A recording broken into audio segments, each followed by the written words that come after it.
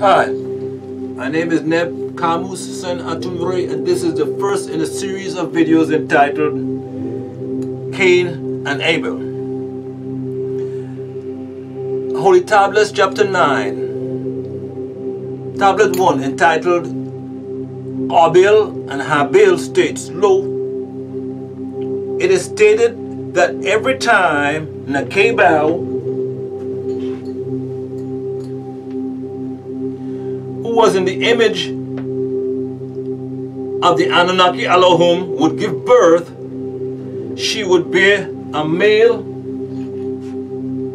and a female child together. Twins, except in the case of their son Seth.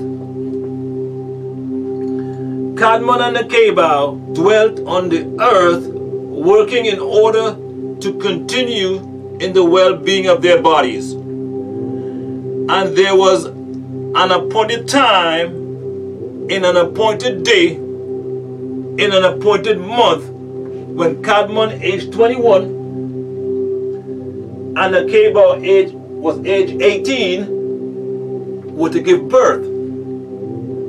However, they were beguiled and enticed by Nachash, and they engaged in sexual intercourse out of due time. For when she, Nakabal, partook of the forbidden fruit,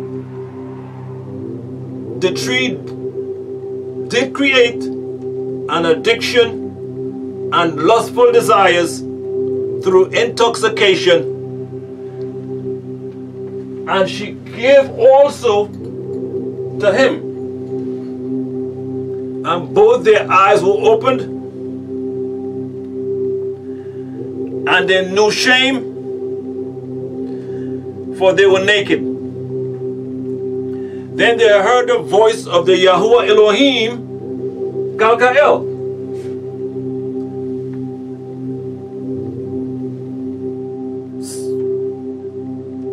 son of Azariel and Raphikiel, while they laid in caress. And he was walking in the enclosed garden in the midday, speaking with the other Elohim.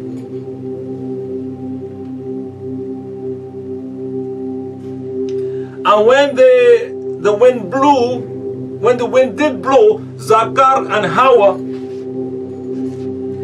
did try to hide from the face of the Yahuwah Elohim in the midst of the trees in the enclosed garden. And Yahuwah of the Elohim Kalkael called out to Cadmon, Adam, and said, "Where are you hiding?" And Adam said, "I heard your voice speaking in the enclosed garden, and I was afraid out of reverence because I was naked. So that's the reason why I hid myself. No other." And the Elohim Kalkael said, "Who taught you about nakedness? Did you eat of the tree which I commanded you that you should not eat? Have you done what the Most High Anu has commanded you not to do?" And Cadmon said, "Nakabal, whom you yourself gave to me, she gave me, and I betook of it." Yahuwah of the Elohim said to Nakabal, "Hawa, what is this?"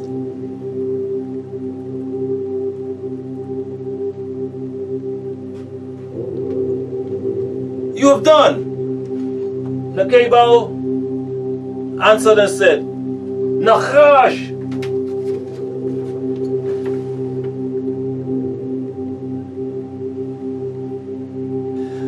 son of Shachar and Mailita,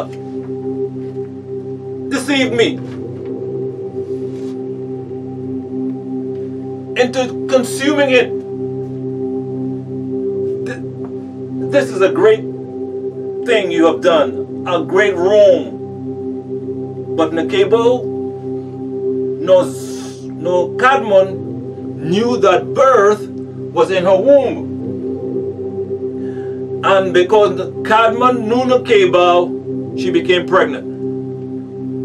And was so until the 9 months of Nekebel's, Hawa's, Eve's childbearing were ended, and the time drew near when she must be delivered. And she said unto Kadmon, this cave is a pure spot by reason of the signs wrought in it, since we left the garden, and we shall make tafulat in it.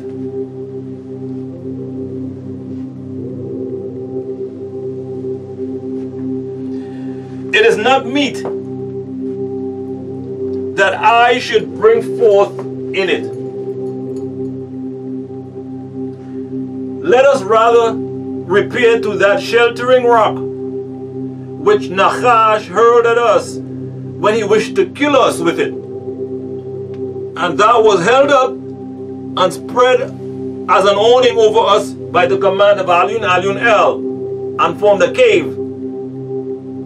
Then Kadmon moved Nekebel to that cave. And when the time came that she should bring forth, she travailed much. So Kadmon was sorry, and his heart suffered for her sake, for she was nigh unto death, that the word of Alun El to her be fulfilled. In suffering shall thou bear a child, and in sorrow shalt thou bring forth the child. But when Kadmon saw the state in which Nekebel was, he arose and prayed to Alun El, and he said, Alun El, look upon me with the eye of your mercy and bring her out of her distress. And Alun El looked at his maidservant Nekebel and delivered her. And she brought forth her firstborn son, with him a daughter. It was a natural function that whenever the male living being would fertilize the ovum or the egg, there would be a pairing of the X chromosome of the female living being. The product, this produced an XX female living being. Then the remaining Y chromosome of the male living being would pair off with the other X chromosome of the female living being and produce an XY, or male living being. Thus, the male living being and the female living being's twins are produced. Each fetus develops into an individual with similar intelligence, because Nekebel was originally supposed to bear fraternal twins. Each time she conceived, she was equipped with 2 mammary glands. With these mammary glands, she would be able to support both children with the necessary colostrum fluid in order to survive and grow properly. Then Kadmon rejoiced at Nekebel's deliverance and conception, and was over and also over the children she had borne him. And Kadmon ministered unto Nekebel in the cave until the end of the 8 days, when they named the son Abil, Cain, and the daughter Labuda, Lulua, meaning staying together. Cain became known as the rebellious one, or the hater, because he hated his sister while they were in their mother's womb, and he was the firstborn of the two. Therefore God named him Cain. Also Abil and Cain, meaning possessor, but the twin sister Lulua, meaning beautiful, because she was more beautiful than her mother. Then Kadmon and Nekeba waited until Cain and his sister were 40 days old, when Kadmon said to Nekeba, we will make an offering and offer it up in behalf of the children. And Nekeba said, we will make an offering for the firstborn son, and afterwards we shall make one for the daughter. So Zakar, who was in the image and after the likeness of the Anaqi,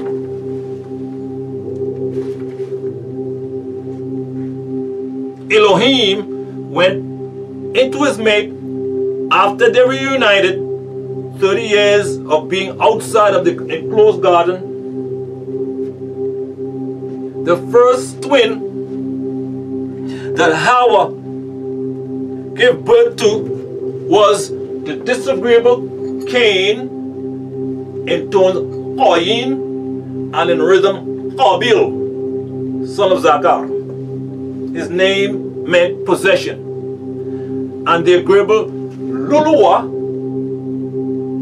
meaning beautiful, whose name also was Labuda, meaning staying together or remain. She was his twin sister.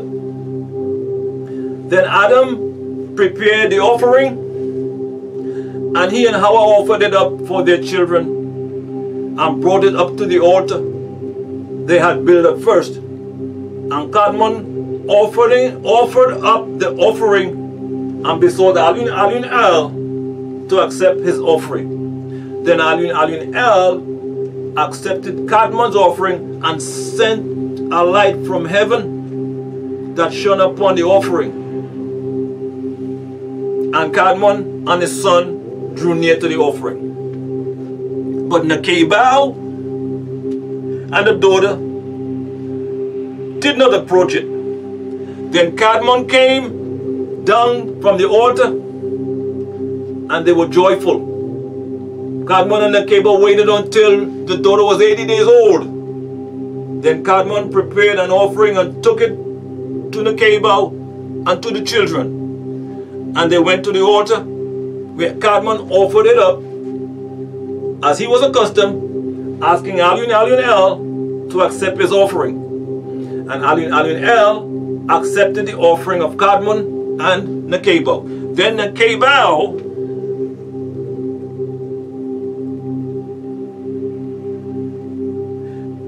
Kadmon, Nekeba, and the children drew near together, and they came down from the mountain rejoicing.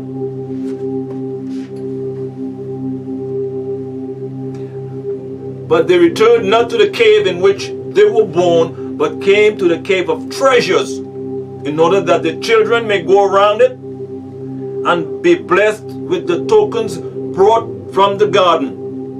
But after they had been blessed with these tokens, they went back to the cave in which they were born.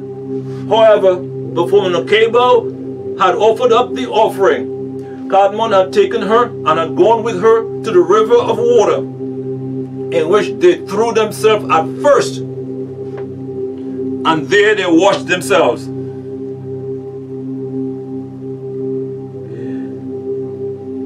Kadmon washed his body, and Nekeba hers also. And they were clean after the suffering and distress that had come upon them. But Kadmon And the Cabal, after washing themselves in the river of water, returned every shadow hour to the cave of treasures, where they prayed and were blessed. And then went back to their cave where the children were born. So did Cadmon and Nekeba until the children had done suckling. Then they went, that's when they were, and when the children were weaned, Cadmon made an offering for the souls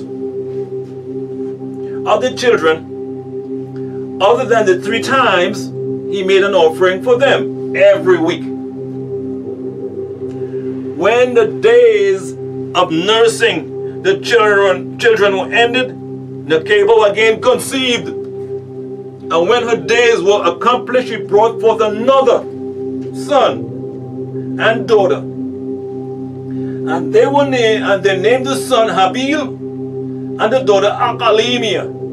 She was the first, and she was the eldest of the 2.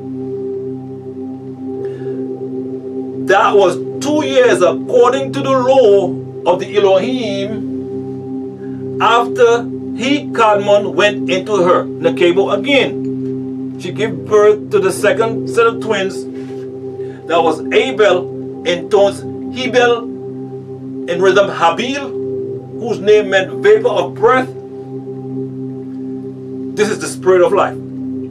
His twin sister Achalimia, her name meant more reasonable because she was able to adjust to her brother Cain, who was the first crazy person, lunar moon cycle, or the lunatic of the planet Earth.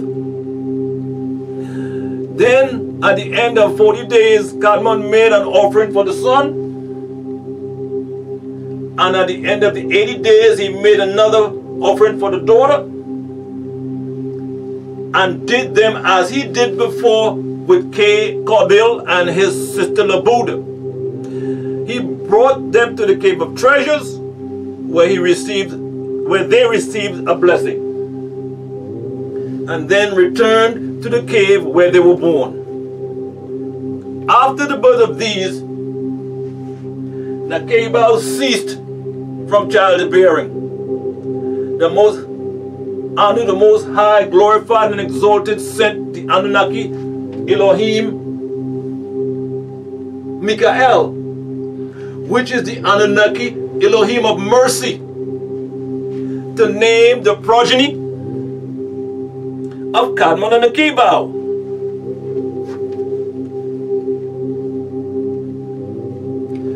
Thus both male and female were called Cadmon. Lo, and the children began to wax strong and grow in stature. But Abiel was hard-hearted and ruled over his younger brother. And oftentimes when his father made an offering, he would remain behind. He would not go with them. To offer it up as an initiate in the order of Zodaka, of which both sons would eventually pledge. But as to Habil, he had a meek heart. He was obedient to his mother and father, whom he moved to make an offering because he loved it.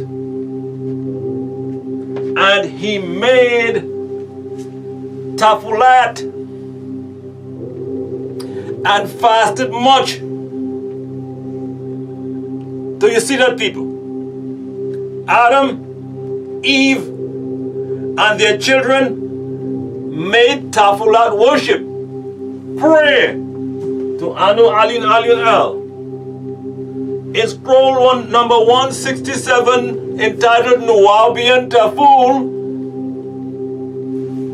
the Anunnaki Elohim Malachi Zodok says, the first point, I'd like to make in this introduction to set the record straight is that most people assume that because the name Ansarullah, of that name Ansarullah, that we Tamarayans, Nubian Moors, were once Muslim who left that religion. This is what so-called Muslims and Mohammedans would like you to believe. However, if you really listen to my tapes or read any of my scrolls that I've written, I repeated thousands of times to Muslims to stop judging us as Muslims because we were never what they were. That was merely one of the schools that we went through. We are Tamarayans, Egyptians. The Muslims only refer to us as Ansars, ex-Muslims, and never address our name on hundreds of thousands of books, which was Nubian, Islamic, Hebrews. If you know anything about English, you would see the name states Islamic Hebrews, not Hebrews that are Muslims, rather Islamic Hebrews. They confused the word Islamic with Muslims and automatically assumed that we were Muslims. Also, I explained that the Ansaru Mahdi of Nubia, Sudan, were by dress and practice descendants of the Phalashians, a lost tribe of Judah, Hebrews of course, some Coptic Christians, and that the very name Mahdi and El-Hadi were derivatives of Yahudi and Huda of Quran 2:140, which is Judah. The word Huda is used for Hadendawa of Nubia, which is also the word Hadi from Had, meaning to be gentle and guide, which bred the name El Mahdi. And that if you do some research in Ethiopia about the Coptic Christians and the Phalashians who existed before Muhammad, Ahmed, Mahmud, the triad of names of 570 through 632 AD was born, you would find that they wore and still wear white turbans, which is over a prayer cap, long white fitting robes, and a white shawl.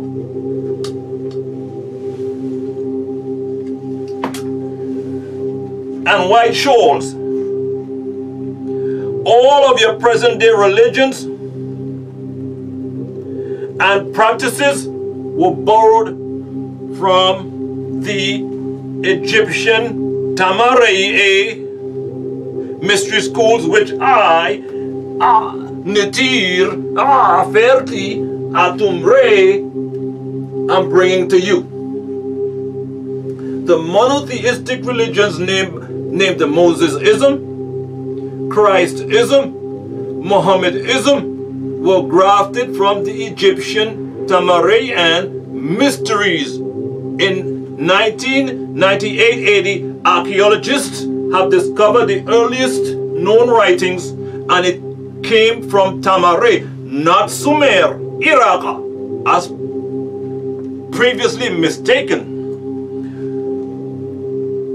There is a particular stelae. On this stelae, there is a relief of a tree and a pharaoh or Aferti, whose name is recorded as Scorpion, discussing taxes and important governmental and national policies.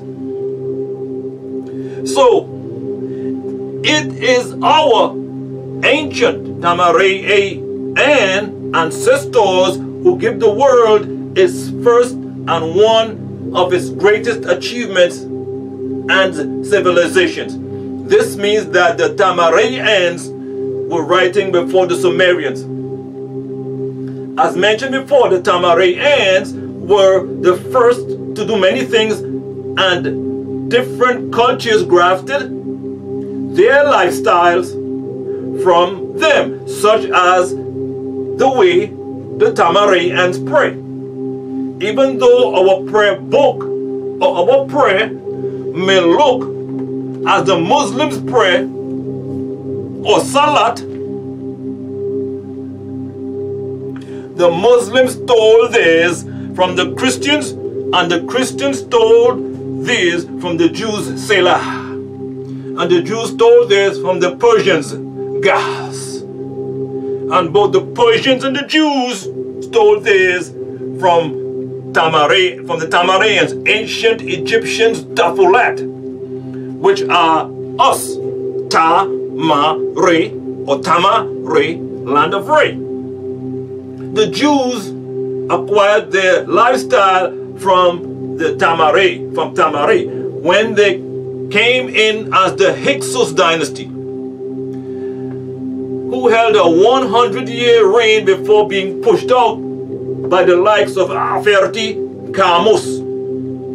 Refer to the scroll number 90, Ancient Egypt and the Pharaohs, along with other Europeans who either were allowed to settle there or they had conquered it. And these different tribes, invaded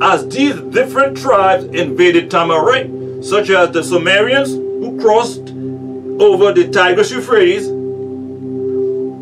who were your Chaldeans, your Mizraimites, your Kishites, Syrian Phoenicians, and eventually the Greeks and the Romans, creating your Hyksos, 46 dynasties from 46 chromosomes, referring to the mixed races.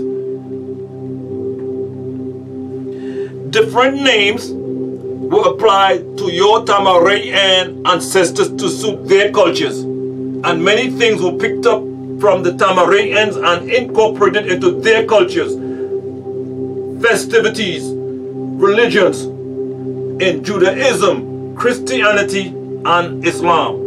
Pictures will verify this from hieroglyphics, meaning sacred carvings of the walls of Tamarae that predates and existed prior to the birth of the Mohammedan religion.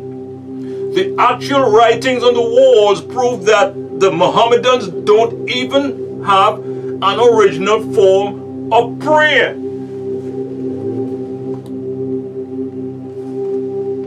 So don't let them say that, because these practices were not theirs, but really ours. The Mohammedans, as usual, like everything about Islam, stole it.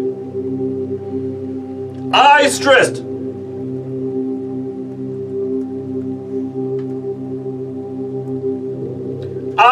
in 1967, 80, before establishing the first community in 1970, 80, that I came giving you what you want so that you will learn to want what I have to give.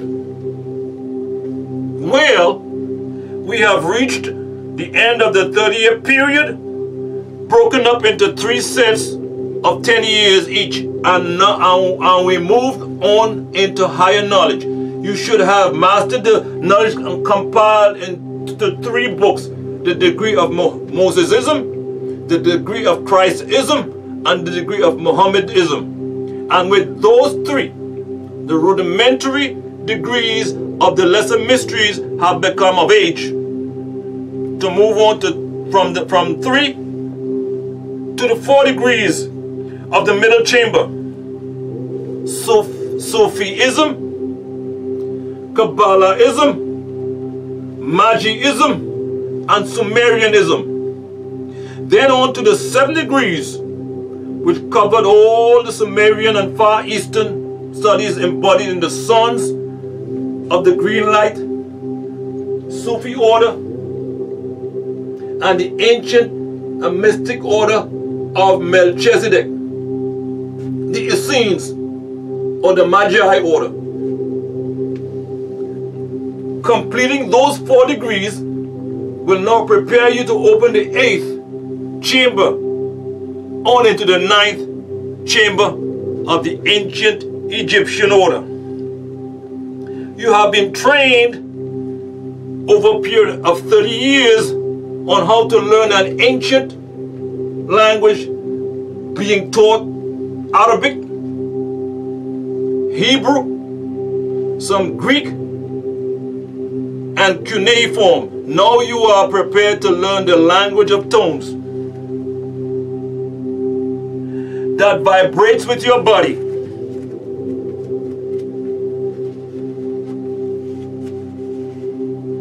So that you may find your place in the grand plan.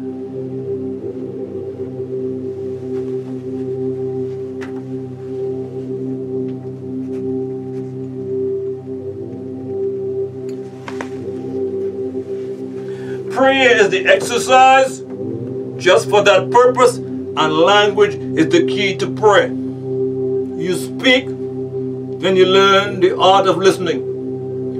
Our Tafilat prayer revolves around the motion of the planet we are now on.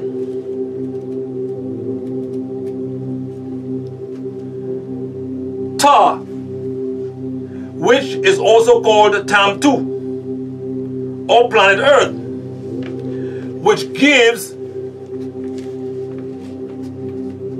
the sun the appearance of rising, Atumre, and setting. When the sun rises at noon, or Atumre, and when it appears to set, Amunre, we have 3 obligatory prayers.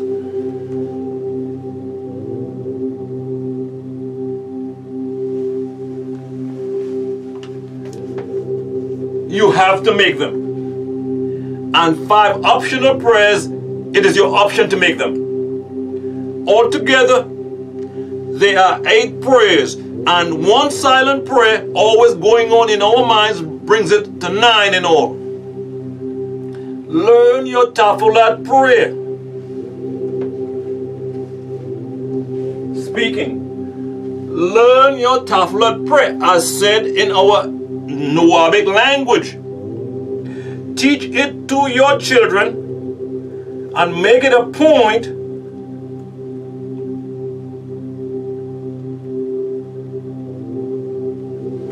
of your life. Be proud of it with your own language. It is one